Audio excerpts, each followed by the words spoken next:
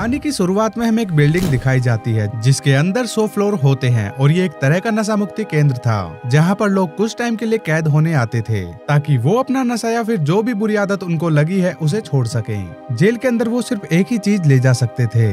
यहाँ की एक ही अच्छी बात है कि यहाँ के किचन में काफी अच्छा और क्वालिटी वाला खाना बन रहा था, लेकिन ये बात कब तक अच्छी रहेगी हमें यह मूवी के एंड में पता चल जाएगा। अब हम देखते हैं कि हर फ्लोर पर कुछ कैदी रहा करते थे और उनको खाना एक टेबल या फिर कह सकते हैं कि प्लेटफॉर्म से दिया जाता था जो कि 2 मिनट तक हर लेवल पे रुकता था और फिर नीचे चला जाता था। इसका मतलब हर फ्लोर वाले कैदी के पास सिर्फ 2 ही मिनट होते थे खाना खाने के लिए। उसके बाद उसे कुछ भी खाने के लिए नसीब नहीं होने वाला था और वो थोड़ा सा भी खाना अपने पास निकाल के नहीं रख सकते थे, क्योंकि अगर ऐसा होता तो रूम का टेम्परेचर बढ़ा दिया जाता था जिससे उनको और भी ज्यादा परेशानी होती थी। हमें मूवी के मेन कैरेक्टर तिर्मागासी और गोरेंग से मिलाया जाता है जो कि लेवल 48 पे रहते थे। अब उनके लेवल पर खाना ऊपर से नीचे आ चुका था। तिर्मागासी गोरेंग से कहते हैं कि जितना खा सकते हो खा लो, लेकिन गोरेंग नहीं खा पाता क्योंकि उस टेबल पे खाना इतनी बुरी तरह बिखरा हुआ था कि वो अपने मन को खाना खाने के लिए नहीं मना पाता। लेकिन वो वहाँ से एक सेब उठा लेता है क्योंकि उसे नियम नहीं पता था कि वह कोई भी खाना नहीं रख सकता। अब उसके रूम का टेम्परेचर बढ़ने लग जाता है और फिर तिर्मागासी बताता है कि तुम कोई भी खाना ऐसे नहीं उठा सकते हो और तुम्हें ये खाना फेंकना पड़ेगा, नहीं तो रूम का टेम्परेचर तब तक बढ़ता रहेगा जब तक तुम मर ना जाओ।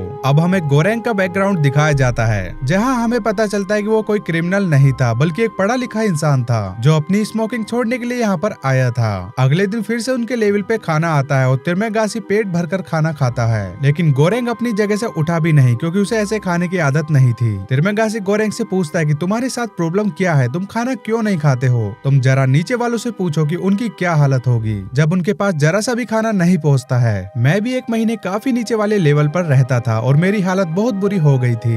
गोरेंग को ये बात अच्छी नहीं लगती कि नीचे वालों को खाना नहीं मिलता, इसलिए वो इसका एक तरीका निकालता है और वो ऊपर वालों से कम्युनिकेट करने की कोशिश करता है। उनसे कहता है कि थोड़ा कम खाया कीजिए ताकि नीचे वालों को भी खाना पहुँच सके, लेकिन ऊपर वाले सर फिरे थे। वो गोरेंग की कोई बात नहीं सुनते और नीचे वाले कैदी अक्सर खाना न मिलने के कारण मारे जाते थे। तभी एक कैदी अपने फ्लोर से छलांग लगा देती है और सुसाइड कर लेती है। गोरेंग ये देखकर बहुत शौक हो जाता है, लेकिन तिर्मागासी उसे बताता है कि ये यहाँ पे डेली का रूटीन है। दोस्तों, तिर्मागासी कोई अच्छा इंसान नहीं था। वो हमेशा गोरेंग को ऊपर और नीचे वाले लोगों से बात करने से मना करता था और जब भी खाना नीचे जा रहा होता था उसमें थूक दिया करता था या फिर यूरिन कर दिया करता था। अब खाने का टाइम हो जाता है और वो प्लेटफॉर्म नीचे आता है खाना लेकर, लेकिन इस बार उस पर एक लड़की बैठी होती है। उस लड़की का नाम मिहारू होता है। गोरेंग मिहारू से बात करने की कोशिश करता है, लेकिन तिर्मागासी कहता है कि उसे इग्नोर करे। तिर्मागासी गोरेंग को बताता है कि ये लड़की हर महीने अपने बच्चे को ढूंढने के लिए प्लेटफॉर्म पर बैठकर हर लेवल पे जाती है और ये लोगों को मार देती है। इसके साथ कोई नहीं रहता और एक्चुअल में ऐसा होता भी है। लेवल 49 पर वो लड़की के साथ जब मिसबिहेव होता है तो वह उन दोनों लड़के को मार देती है। अब दिन गुजरने लग जाते हैं और गोरेंग भी यहाँ के हिसाब से ढल जाता है और वो भी अब बचा हुआ खाना खाने लग जाता है। अब हर महीने इस बिल्डिंग में एक स्लीपिंग गैस छोड़ा जाता था जिस टाइम पे कैदियों को रिसफल कर दिया करते थे, यानी कि उनके लेवल को चेंज कर दिया जाता था और वह किस पार्टनर के साथ इस बार रहेंगे ये भी चेंज किया जा सकता था। तिर्मागासी और गोरेंग को 1 महीना हो गया था और वो लोग एक दूसरे को अच्छे से जान गए थे। 1 महीने बाद उनको रिसफल किया जाता है और इस बार वो लेवल 141 पे थे। तिर्मागासी गोरेंग को बांध दिया गया था क्योंकि तिर्मागासी पहले भी एक बार लेवल 141 पे रह चुका था और उसे पता था कि यहाँ पे कभी खाना नहीं पहुँचने वाला है और एक टाइम के बाद वो दोनों एक दूसरे को मार कर खाने की कोशिश करेंगे। तिर्मागासी गोरेंग को बताता है कि 7 दिन तक तुम अपनी भूख कंट्रोल कर लोगे, लेकिन 8वें दिन तुम मुझे मार के खाने की कोशिश करोगे, लेकिन ऐसा नहीं होगा। मैं 8वें दिन बाद तुम्हारा मांस खाना शुरू कर दूंगा और तुम्हें भी थोड़ा सा खिलाया करूंगा ताकि मेरा 1 महीना गुजर सके। अब 4 दिन हो चुके थे और तिर्मागासी को भूख लगती है तो वह गोरेंग का मांस काटकर खाने लगता है, लेकिन तभी मिहारू ऊपर से प्लेटफॉर्म से आती है और वो ये देखती है तो वह तिर्मागासी पर हमला कर देती है और उसे मार डालती है। अब गोरेंग और मिहारू 1 महीने तक तिर्मागासी का मांस खाकर ही जिंदा रहते हैं। 1 महीने बाद उनको फिर से रिसफल किया जाता है और इस बार गोरेंग लेवल 33 पे था और उसके साथ इस बार एक लेडी भी थी जो कि अपने कुत्ते के साथ रहा करती थी। ये लेडी असल में वही थी जिसने गोरेंग का इंटरव्यू लिया था और ये मैनेजमेंट का हिस्सा थी। ये चेक करने आती है कि लोग किस तरह मिल बांट कर खाना खा सकते हैं, लेकिन अब ये भी यहाँ पर फंस चुकी थी। अब प्लेटफॉर्म पर खाना आता है और गोरेंग दबा कर खाना खाता है, लेकिन वो लेडी थोड़ा सा खाना अपने कुत्ते को खिला देती है और खुद कुछ नहीं खाती और प्लेटफॉर्म नीचे वाले लेवल पर चला जाता है। नीचे नीचे वाले लेवल वाले लोग बहुत ही ज्यादा खाना खा रहे थे और वो अपने से नीचे वालों के लिए खाना नहीं छोड़ते थे। और तब वो लेडी उन पर चिल्लाती और कहती कि तुम्हारे साथ प्रॉब्लम क्या है, तुम थोड़ा सा क्यों नहीं खाते ताकि नीचे वाले भी खा सके। लेकिन वो लोग उसकी बात को नहीं सुनते।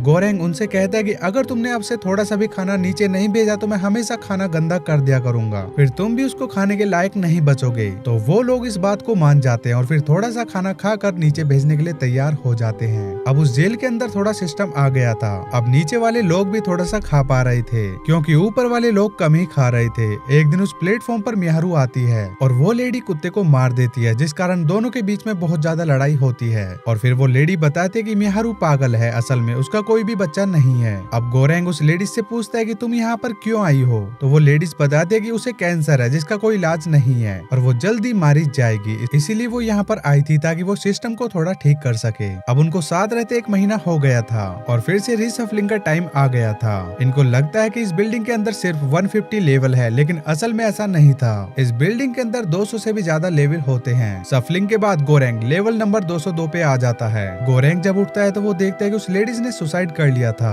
और उसे हेलुसिनेशंस होता है, जहाँ पर वो लेडी आकर उसे बताती है कि मैंने इसलिए सुसाइड किया ताकि तुम मुझे खाकर जिंदा रह सको। गोरेंग को वहाँ पर 2-3 दिन हो चुके थे और वो उस लड़की को खाता नहीं है क्योंकि वो बहुत ही अच्छी थी। वो ऐसा नहीं करना चाहता था, लेकिन अब उसकी भूख उस पर काबू नहीं होती और फिर वो उस लेडी को खाकर 1 महीना वहाँ पर गुजारता है। 1 महीने बाद फिर से शिफ्टिंग होती है। जब वो आँख खोलता है तो वो खुद को लेवल नंबर 6 पर पाता है और इस बार उसका फ्लोरमेट एक लड़का था जिसके पास एक रस्सी होती है। वो कहता है कि वो इस रस्सी के सहारे पहले वाले लेवल पर जाएगा, लेकिन जब वो ऊपर चढ़ने की कोशिश करता है तो ऊपर वाले लोग उसे नीचे गिरा देते हैं और गोरेंग उसे किसी तरह बचा लेता है। गोरेंग कहता है कि अभी रुको, जब अगली बार प्लेटफॉर्म आएगा तो हम दोनों मिलकर प्लेटफॉर्म से नीचे जाएंगे और हर किसी को थोड़ा थोड़ा खाना देंगे। और वो लोग ऐसा ही करते हैं। इस बार वो हर लेवल पर जाकर हर इंसान को थोड़ा थोड़ा खाना देते हैं ताकि आखिरी लेवल तक खाना बच सके। और जब वो लोग नीचे जा रहे होते हैं तो उन्हें मिहारू मिलती है जिसे एक आदमी मार रहा था। गोरेंग मिहारू को बचाने के लिए उस आदमी को मारता है और उसमें वो खुद भी जख्मी हो जाता है। जहाँ पर मिहारू काफी मार खा चुकी थी इसलिए वो अपना दम तोड़ देती है और गोरेंग भी काफी जख्मी हो जाता है। वो लोग दोबारा प्लेटफॉर्म पे चले जाते हैं और उनको पता चलता है कि ये बिल्डिंग उनकी सोच से भी ज्यादा बड़ी है। उनको लगता था कि यहाँ पे सिर्फ 150 लेवल होंगे, लेकिन उनको पता चलता है कि यहाँ पर 300 से भी ज्यादा लेवल हैं। और जब वो लास्ट लेवल 333 पे पहुँचते हैं तो वहाँ पर बेड के नीचे एक बच्ची छुपी हुई थी और ये बच्ची कोई और नहीं बल्कि मिहारू की बेटी थी। यानी मिहारू पागल नहीं थी और हकीकत में वह अपनी बेटी के साथ आई थी। उनके पास अभी भी बहुत ही थोड़ा खाना बचा होता है और वो खाना दोनों मिलकर उस बच्ची को दे देते हैं। अब और नीचे जाने के बाद गोरेंग का फ्लोरमेट मर जाता है क्योंकि मिहारू को बचाते समय उसका भी काफी खून बह रहा था और वो खून की कमी से मर जाता है। गोरेंग उस बच्ची को अपने साथ प्लेटफॉर्म पर बैठा लेता है और फिर वो प्लेटफॉर्म और भी नीचे जाता है। नीचे पहुंचने के बाद गोरेंग को तिरमेगासी दिखाई देता है और तिरमेगासी कहता है कि तुम अपने टेस्ट में पास हुए। इस बच्ची को देखो कितनी प्यारी है। सभी लोग अपनी हिम्मत हार गए थे, लेकिन ये बच्ची अपनी हिम्मत नहीं हारती, इसीलिए ये जिंदा है। तिरमेगासी गोरेंग से कहता है कि तुम मेरे साथ आओ और इस बच्ची को ऊपर जाने दो। और फिर गोरेंग प्लेटफॉर्म से उतरकर तिरमेगासी के साथ चला जाता है और वो बच्ची ऊपर चली जाती है और इसी के साथ ये मूवी यहीं पर खत्म हो जाती है। असल में दोस्तों इस मूवी की एंडिंग हमें दिखाई नहीं गई। मूवी काफी यूनिक कॉन्सेप्ट पर बनाई गई है, इसलिए मूवी आपको कैसी लगी कमेंट सेक्शन में जरूर बताइए। अगर आपको वीडियो और एक्सप्लेनेशन पसंद आई तो वीडियो को लाइक और शेयर सब्सक्राइब करना बिल्कुल ना भूलें ताकि आपको और भी ऐसी वीडियोस मिलती रहें।